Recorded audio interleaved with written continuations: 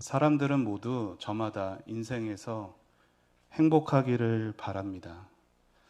그런데 실제 삶을 잘 들여다보면 마음의 소원만큼 행복한 사람은 찾아보기가 힘든 것 같습니다. 왜 행복하지 못한가?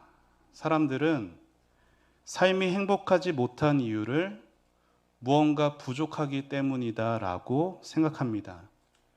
돈이라든가 지위, 건강 등이 모자라기 때문에 불행하다는 거죠. 성경은 행복한 삶을 그들이 모자라다고 말하는 돈이나 지위나 건강에서 찾지 않습니다. 성경은 진정한 행복은 관계에 달려 있다라고 말하죠. 하나님과 어떠한 관계를 맺느냐, 사람들과 어떠한 관계를 맺느냐가 오늘 우리가 느끼는 행복의 정도를 결정한다고 성경은 말하는 겁니다. 그런 의미에서 오늘의 말씀, 이 십계명이라는 것은 하나님이 우리의 행복을 위해 주신 거라 할 수가 있어요. 왜냐하면 십계명은 우리가 하나님과 어떠한 관계를 맺어야 하는지, 우리가 다른 사람들과 어떠한 관계를 맺어야 하는지를 알려주는 것이기 때문이죠. 십계명 10가지 계명인데 1에서 4계명은 우리와 하나님과의 관계를, 5에서 10계명은 우리와 다른 사람들과의 관계를 다루죠. 그리고 오늘 우리가 읽은 말씀, 부모를 공경하라는 계명은 사람들에 관한 계명 중에 첫 번째로 등장합니다. 하나님은 저와 여러분에게 부모 공경을 명령하셨어요. 그리고 우리가 이 계명에 순종할 때 하나님은 상급이 있다는 것도 약속하셨습니다. 오늘 우리가 읽은 말씀을 한 번 더 같이 읽어보겠습니다. 시작.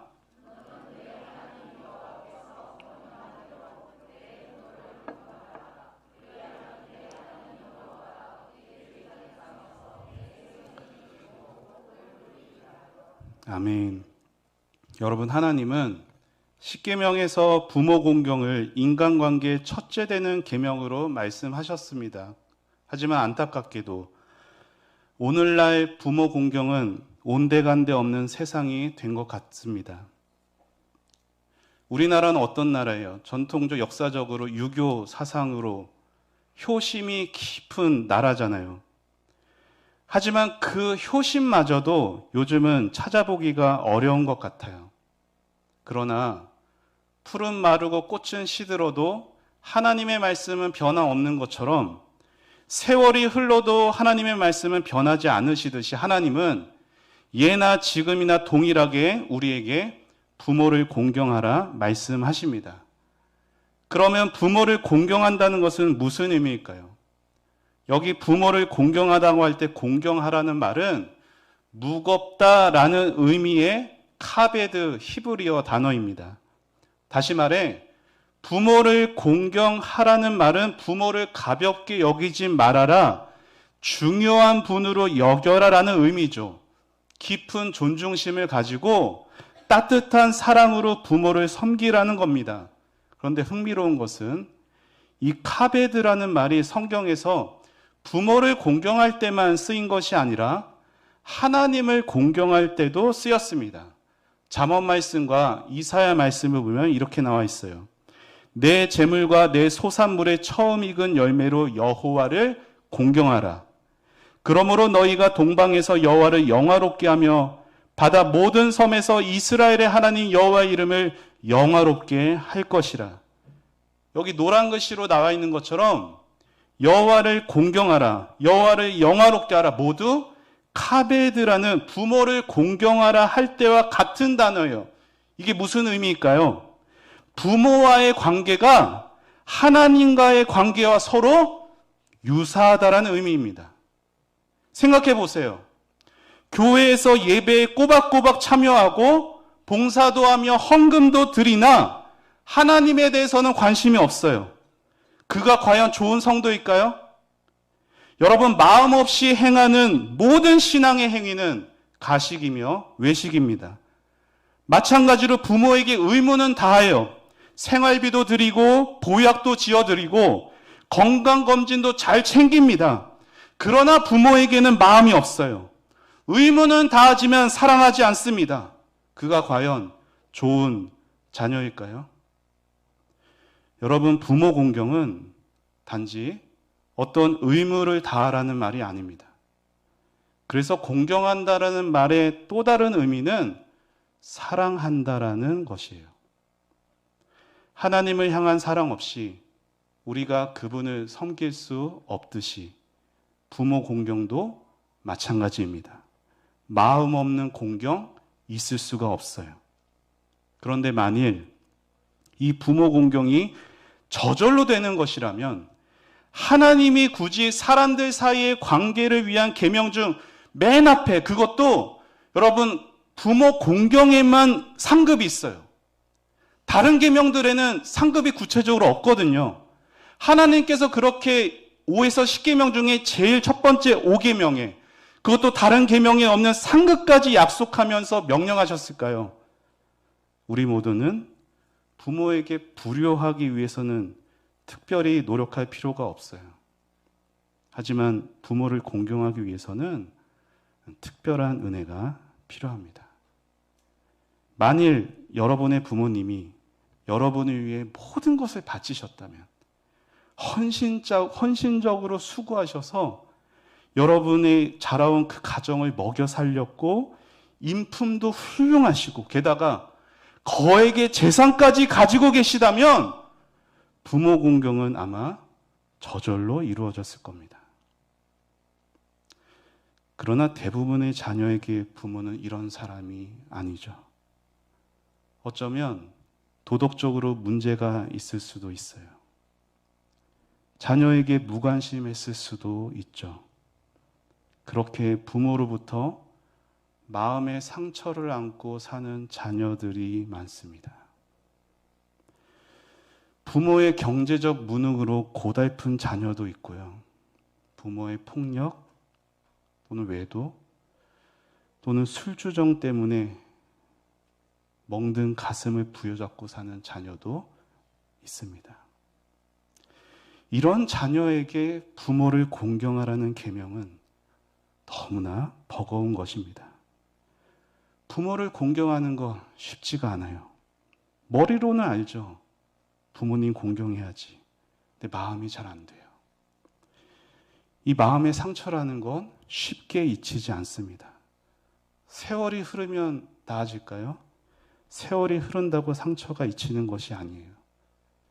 그리고 그런 상처는 신앙생활을 하면서 한두 번 은혜 받았다고 해결되지도 않습니다. 그것은 하나님의 은혜가 힘이 없어서가 아닙니다. 이 안에 죄와 미움이 너무 깊이 뿌리 박혀 있기 때문에 그렇습니다.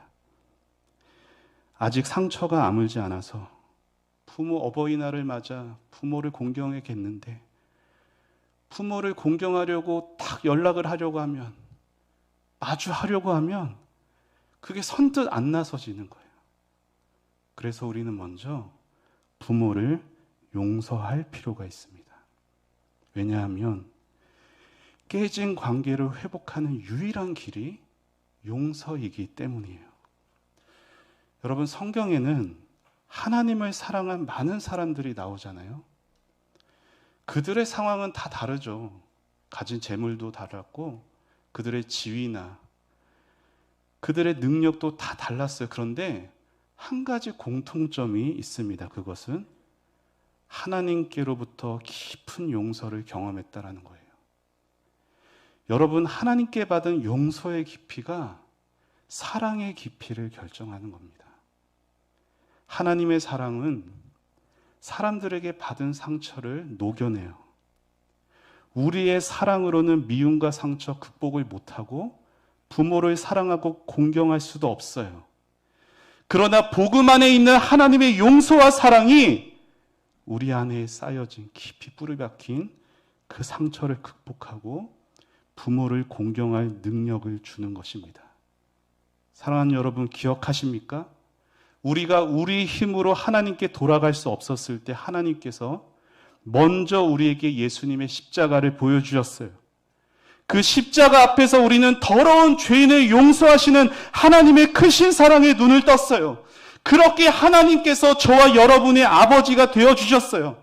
그렇게 남들이 알지 못하는 놀라운 사랑을 알게 하셨기에 부모를 용서하는 겁니다. 부모가 사랑받을 만하기 때문이 아니에요. 우리가 먼저 용서받았기 때문에, 자기 독생자를 내어주시기까지 사랑하신 그 사랑 때문에 우리는 부모를 용서하는 것입니다. 여러분, 세상에서의 효도라는 건 부모에게 좋은 것 받아서 한다지만, 신앙 안에서의 용서라는 부모에게 좋은 것 받아서 하는 게 아니에요.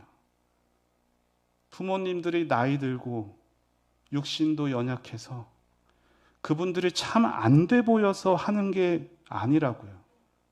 우리가 받은, 하나님께 먼저 받은 하나님의 사랑이 있기 때문에 하는 것입니다.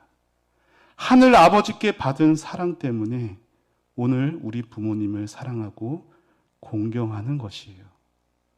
부모를 공경하라는 계명 앞에서 하나님이 어떠한 사랑으로 여러분을 용서하셨는지 기억하십시오. 사도 요한은 외칩니다. 보라, 아버지께서 어떠한 사랑을 우리에게 베푸사 하나님의 자녀라 일컬음을 받게 하셨는가. 사랑하는 여러분, 우리 모두는 자신의 인생의 주인인 줄 알고 하나님을 모른 채, 하나님을 떠난 채 자기가 하고 싶은 대로 그렇게 불순종의 길을 걸어왔던 죄인들이었어요. 그런 우리를 하나님께서 독생자를 주시기까지 사랑하셨어요. 하나님은 그 놀라운 사랑으로 우리의 하늘 아버지가 되어주셨죠. 비록 육신의 아버지에게 받지 못한 사랑이 있으나 하늘 아버지가 채워주셨고, 육신의 어머니가 우리를 돌봐주지 못했을지라도 하나님 아버지께서 우리를 돌보아 주셨어요. 이러한 은혜와 사랑을 베푸신 우리 하늘 아버지께서 말씀하시는 거예요. 내 부모를 공경하라고. 기억하십시오. 하나님은 언제나 순종의 말씀 앞에 은혜와 사랑을 베푸시는 분입니다. 순종 앞에는 언제나 은혜와 사랑이 있습니다. 그렇기 때문에 우리는 오늘 부모를 공경하라는 계명이나 다른 하나님의 말씀들 앞에서 순종을 어려워한다라면 그것은 아마도 내가 받은 그 은혜를 잊었기 때문에, 내가 받은 그 사랑을 잊었기 때문일 거예요. 하나님은 지금 십계명을 받고 있는 이 이스라엘에게 너희가 계명에 순종하면 구원하겠다 하지 않으셨어요. 하나님은 먼저 그들에게 은혜와 사랑을 베푸셨죠. 그들이 수백 년 동안 애굽에서 종살이하고 있을 때 십계명부터 던져주면서 그들이 순종 잘하면 너희들을 건져낼 거라 하지 않으셨고, 애굽의 열재앙 내리실 때 그들을 따로 구별하여 지키셨고, 그 땅에 죽음의 심판이 임할 때 어린 양의 피로 그들을 지켜주셨습니다. 건져내신 이후에도 날마다 구름 기둥으로 불 기둥으로 인도하시며, 먹을 것이 없을 때 하늘에서 만나를, 마실 물이 없을 때 반석에서 생수를 내셨습니다. 하나님이 그렇게 먼저 은혜와 사랑을 베푸시고 나서 그들에게 계명을 주신 거예요. 지금도 마찬가지입니다. 하나님이 오늘 저와 여러분에게 내 부모를 공경하라 말씀하신 이유는 여러분에게 먼저 베푸신 은혜와 사랑이 있기 때문입니다. 순종이 어렵다고 불평하기 전에 먼저 받은 은혜와 사랑을 기억해 보시기를 바랍니다. 왜냐하면 하나님은 은혜 없이 순종을 명하시지 않으시기 때문입니다. 우리에게 익숙한 여러 찬양의 시를 작시한 송명희 시인이라는 분이 있습니다. 이분은 뇌성마비로 불편한 몸으로 평생을 살아왔습니다. 그가 한 편의 시를 쓰기 위해서는 며칠간 온몸을 움직여가며 고통스러워서 눈물과 땀을 흘려야 했죠. 이 송명의 시인은 자신의 몸이 너무나 추하고 고통스러워서 주님께 원망해요. 주님, 저를 이렇게 할 것이었으면 왜 태어나게 하셨어요? 부모님에게도 원망합니다. 요즘 유산들 많이 한다는데 엄마 왜 나를 유산시키지 않고 내게 생명을 주어서 이렇게 고통스럽게 하냐고. 그녀는 그러한 고통 속에서 원망과 좌절로 생활하는 가운데 16살의 나이에 주님의 사랑스러운 음성을 듣습니다. 명희야, 내 몸이 온전했다면 네가 나를 알았겠느냐?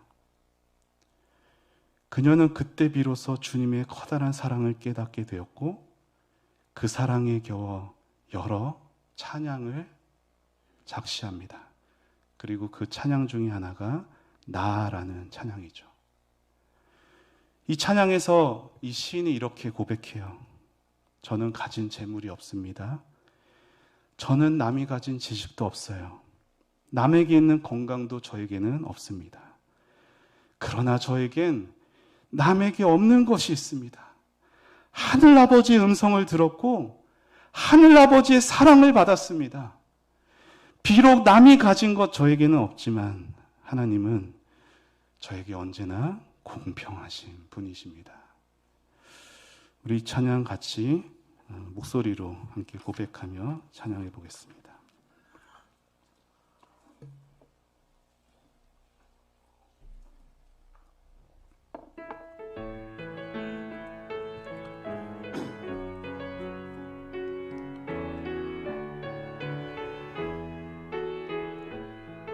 나 가진 재물, 나 가진 재물,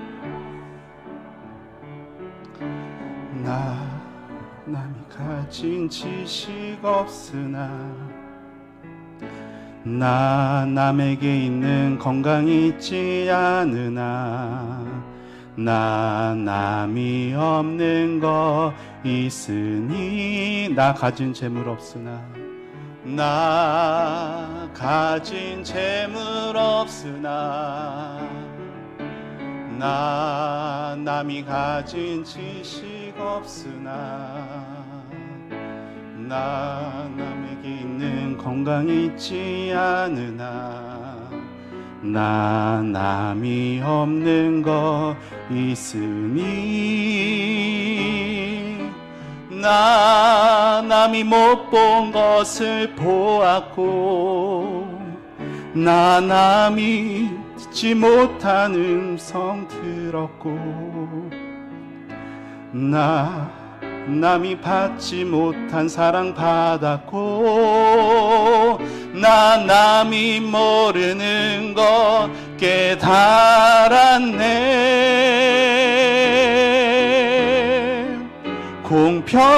공평하신 하나님이 나 남이 가진 건 나 없지만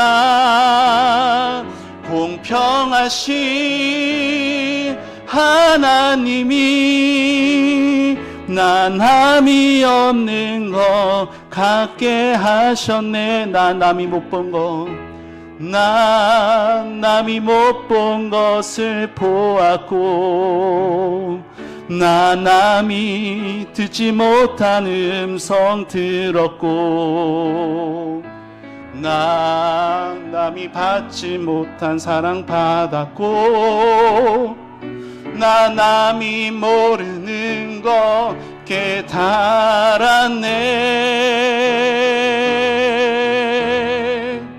공평하신 하나님이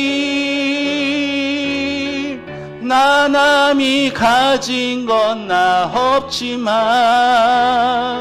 공평하신 하나님이 나 남이 없는 거 갖게 하셨네. 공평하신 하나님, 공평하신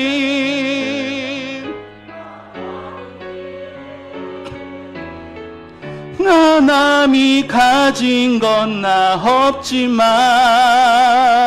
공평하신 공평하신 하나님이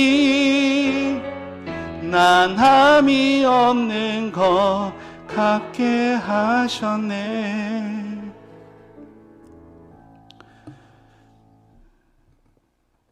여러분, 세상은 공평하지가 않습니다.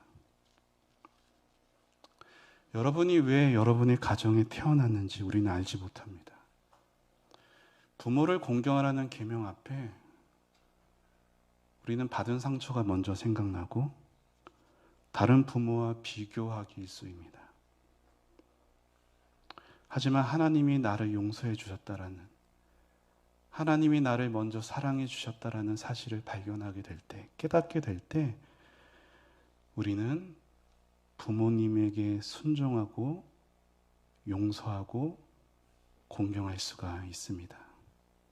그런데 그것 아세요? 우리 부모님도 자녀 때문에 상처를 많이 받습니다. 자녀만 상처받는 게 아니에요. 우리는, 자녀들은요, 친한 사람들에게, 부모에게 받은 상처 쉽게 내뱉거든요. 우리 부모님 왜 그런지 모르겠다고.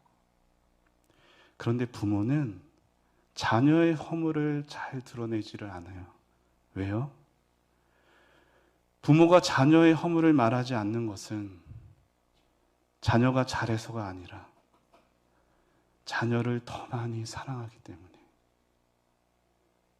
자녀를 향한 부모의 사랑은 부모를 향한 자녀의 사랑보다 언제나 더 큰 법입니다. 우리는 어리석어서 언제나 잃어버린 후에야 그것이 좋았다라는 것을 깨닫죠. 무엇이든지 때를 놓치면 아무리 후회해도 소용이 없어요. 세월은 얼마나 빨리 지나가는지 모릅니다. 2022년도도 벌써 가정에다 5월이 되었습니다. 우리에게 시간이 얼마 남아있는지 우리는 알지 못해요. 그렇게 우리 부모님이 살아계시다면 하나님께 감사하십시오. 왜요? 부모님이 아직 살아계시기에 아직 관계를 회복할 기회가 남아있는 것이고 아직 사랑할 기회가 남아있는 것입니다. 오늘 어버이날이자 이 어버이 주일에 지난날의 가슴 아픈 기억들이 하나님이 베풀어 주신 은혜와 사랑으로 다 용서되시기를 축복합니다. 그 사랑으로 부모님을 용서하시고 공경하시기를 소망합니다. 그렇게 될 때 깨닫게 될 거예요. 부모를 공경하라는 계명은 부모를 위해서가 아니구나. 바로 은혜와 사랑이 잊었던 이 못난 나를 위해서 하나님이 주신 축복의 말씀이시구나 깨닫게 될 겁니다. 그 계명 앞에 우리 모두 하나님의 용서와 사랑을 깨달으며 부모의 관계를 회복하고 우리 부모님을 더 사랑하고 공경함으로 하나님이 약속하신 그 놀라운 축복을 누리시는 우리 모든 성도님들이 되시기를 바랍니다.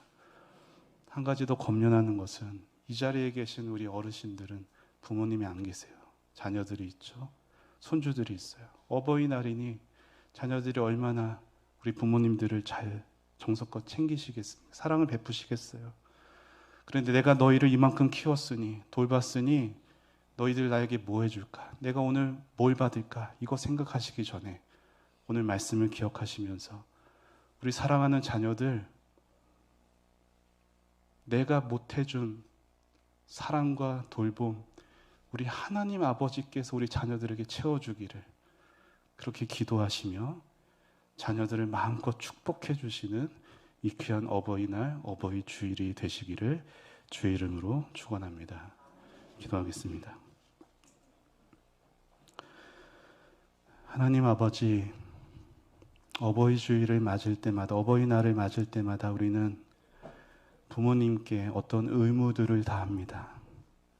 하지만 거기에는 마음이 없는 경우들도 있습니다. 생각으로는 아는데 마음이 잘 되지 않기도 합니다. 또한 그런 마음이 없는 자식들을 보기도 합니다. 하나님의 은혜와 사랑을 깨닫게 하여 주옵소서. 부모와의 관계가 회복되게 하여 주옵소서. 내가 받은 그 은혜와 사랑으로 우리 하나님이 내게 주신 부모를 사랑하고 공경하게 하옵소서. 부모가 공경받을 만해서 하는 것이 아니라 하나님께 받은 용서와 사랑이 있기에 그저 나의 부모를 공경하고 사랑할 때 하는 척하는 것이 아니라 우리 안에 더 하나님이 부어주시는 놀라운 은혜와 축복이, 사랑이 역사되게 하여 주옵소서. 또한 그러한 우리 자녀들이 되게 하여 주옵소서. 세상의 가치관에 휩쓸려 다른 사람과 비교하며 부모에게 받은 상처 때문에 부모와 멀어지지 않고 우리 자녀들 무엇보다 신앙 위에 하나님의 사랑과 그 용서의 은혜를 경험하는 사랑하는 우리 자녀들 되도록 하나님 은혜를 베풀어 주옵소서. 우리 사랑하는 모든 부모님들 자녀들에게 믿음의 본이 되게 하시고 주님의 은혜와 사랑을 끼치고 나누고 베풀 수 있는 주님의 사랑받은 부모님들이 되도록 축복하여 주옵소서. 하나님께 모든 것 감사드리며 예수님의 이름으로 기도합니다. 아멘.